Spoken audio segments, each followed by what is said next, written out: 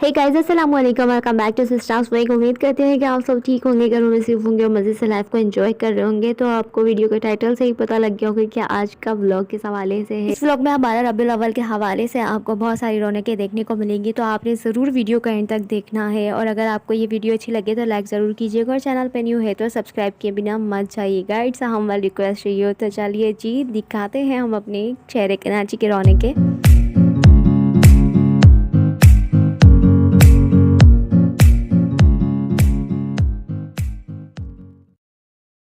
Saturday night को भाई लेते हुए आए थे सोडा, और हमने यहाँ पर बस सोडा एंजॉय करते हुए थोड़ी सी स्नैप्स बनाई।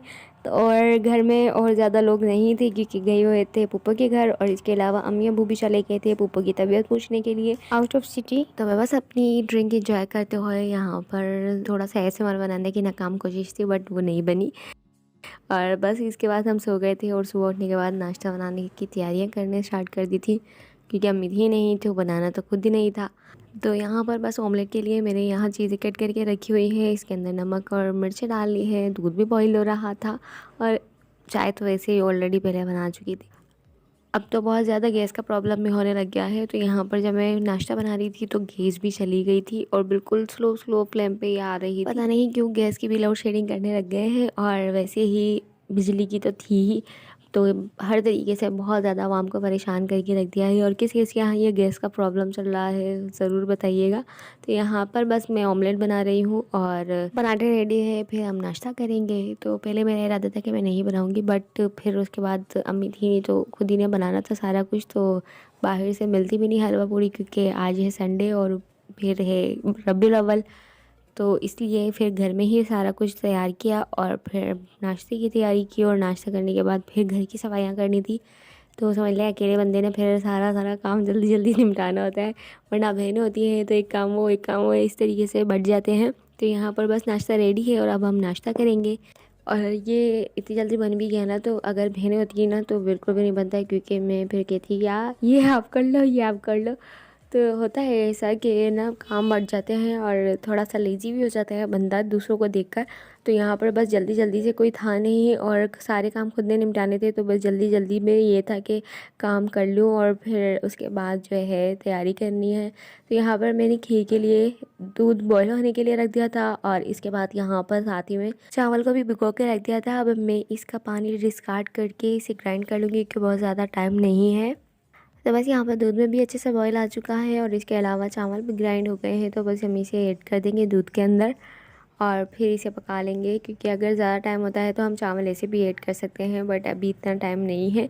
और इंस्टेंट खीर मिक्स भी मेरे पास बना हुआ नहीं है, और ना अभी बनाने जितना टाइम रहा है, और ना ही बनाने जितनी चीज़ें अभी हैं।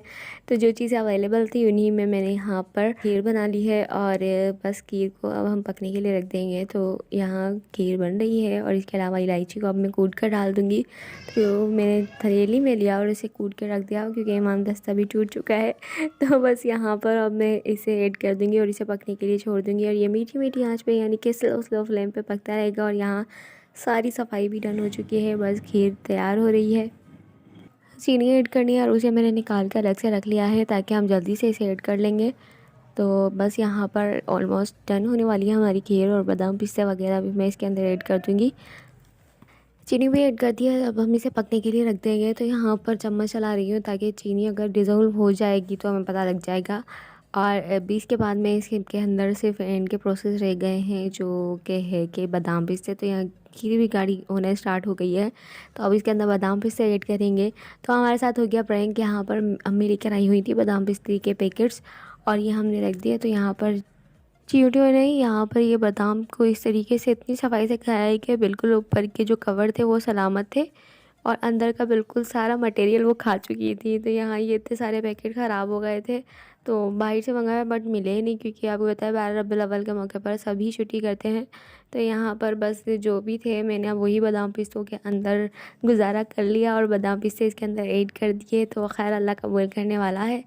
तो फाइनली खीर भी तैयार हो चुकी है, तो अब हम इसे तकसीम कर देंगे, और यहाँ पर सब कुछ रेडी है। तो फाइनली अब हम इसके ऊपर गार्निश कर देंगे थोड़े से बादाम से, और फिर अब 1 बाय 1 सबके घरों में खीर को भेज देंगे। तो यहाँ पर खीर का प्रोसेस भी एंड कर चुके हैं, और काम सारे कर लिए हैं। इस दिन भी आज देखिए कि लाइट वालों ने कसर नहीं छोड़ी और लाइट लेके बैठे हैं। लोड शेडिंग आज के दिन भी हो रही थी। फ्रेश होने के बाद सिपारे वगैरह पड़े क्योंकि घर में थी कुरान खानी, और फिर इसके बाद हम निकल गए थे शाम को पप्पू के घर और वहाँ पर ये खाना खाया, बहुत ही मज़े का बनाया हुआ था। तो यहाँ पर हर गली के अंदर देखिएगा चिरागा कितना ज़बरदस्त हुआ है और बहुत ही अच्छी लाइटिंग्स हुई थी और बहुत प्यारा समा लग रहा था। जितना प्यारा आपको इस वक्त ये समा लग रहा है उससे कहीं ज़्यादा जब आप इसे रियल आई में देखते हैं तो लगेगा आपको। अगर आप गए हुए हैं तो ज़रूर बताइएगा। और बहुत ही प्यारा प्यारा और बहुत ही मेहनतों से बनाई गई ये फ्लावर से मूर्त है। और इसके अलावा यहाँ पर आप डेकोरेशन देख सकते हैं कितने दिल से की गई है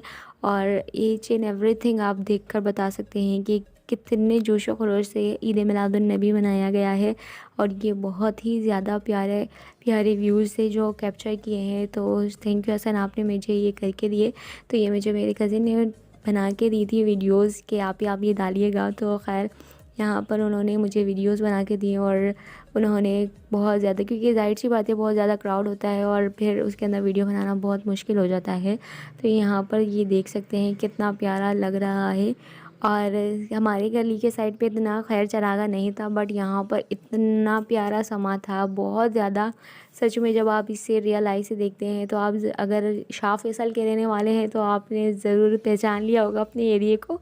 तो यहाँ पर बहुत ही ज़्यादा प्यारा और बहुत ज़्यादा यानी कि जोश व खरोश से ईद मिलादुन नबी को मनाया जा रहा था और बहुत ही प्यारे तरीके से इसे सेलिब्रेट किया, बहुत ही मेहनतों के बाद, क्योंकि हर चीज़ में आपको नज़र आ रही होगी इतनी मेहनत और इतनी लगन से ये बनाई गई है। तो हमारे प्यारे नबी की आमद के सिलसिले में जिसने जो भी अपने तरीके से जश्न मनाना था वो बिल्कुल किया है। तो हर कोई अपने तरीके से इस ईद मिलादुन नबी को मनाता है। हमने जैसे सेलिब्रेट किया वो मैंने आपके साथ शेयर किया, और यहाँ पर गलियों में जिस तरीके से सेलिब्रेट किया गया है तो वो भी मैं आपके साथ शेयर कर रही हूँ। ये फ़र्स्ट टाइम है कि मैं पप्पू के घर गई हूँ, अदरवाइज़ वरना घर में ही होते हैं। खैर से कि इस वक्त जब हम गए तो यहाँ पर रौनकें देख के वाकई में आंखें चार चाँद हो गई। और जिस तरीके की रौनकें आपको नज़र आ रही है उन रौनकों से आप अंदाज़ा लगा सकते हैं कि इस वक्त भी हम सब के दिलों में उम्मत मोहम्मदी होने का कितना फ़ख्र मौजूद है, कितना अज़्म है। और तो यहाँ पर बस एंड होता है अब व्लॉग का, और फाइनली यहाँ पर सारी रौनकें मैंने आपके साथ शेयर की है जो गलियों में थी और हमने किस तरीके से ईद मिलादुन नबी को मनाया। तो सिर्फ 12 रबीउल अव्वल ही नहीं बल्कि हर साल हर दिन और हर लम्हा हमारे नबी के नाम पर कुर्बान है हमारा, और इससे कहीं ज़्यादा हमारे लिए दिल में इज़्ज़त व एहतराम हमारे नबी के लिए बाकी है। तो बस यही था आज का व्लॉग। आई होप कि आपको अच्छा लगा होगा। वीडियो देखने का बहुत बहुत शुक्रिया। मिलते हैं नेक्स्ट वीडियो के साथ। तब तक के लिए अपने और अपने घर वालों का बहुत सारा ख्याल रखिए। मुझे दुआओं में याद रखिएगा। अल्लाह हाफ़िज़।